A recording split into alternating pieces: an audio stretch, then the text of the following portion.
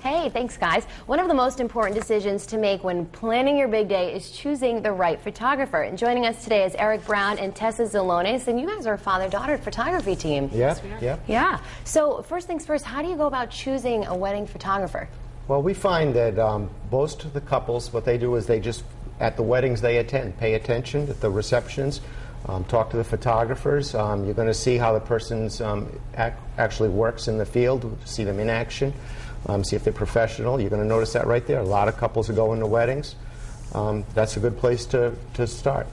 They can book an engagement session with a photographer and actually get pictures, see if they like that person, because there does need to be a bond between the photographer and particularly the bride during the wedding day.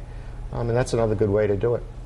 So what can bride and grooms do to improve their photos for the big day? Well, what I like to tell people to do is really to trust the photographer. We're not there to take bad pictures of people. We're there to help people look good, to catch them when they're looking good. People are not really used to being observed the way a photographer does. And we're looking for things. We're looking for the right lighting. Somebody has a nice angle. They've got a nice, just a nice picture. And when that happens, we take a picture real quick, maybe two, maybe three. We may coach a little bit. But just to really trust that photographer to be on their side, because that's what we are. So you brought an example of that, Frank and Alla, correct? Frank and Alla, they were a wonderful couple right from the beginning. Just no real self-consciousness, just anything. They were very cooperative. The quality of the pictures really are determined by the amount of cooperation that between the two, the photographer and the couple. Okay. And they really just, I asked them to do things that I don't ask couples. Yep. Couples are nervous on their wedding days, and this couple just really wasn't.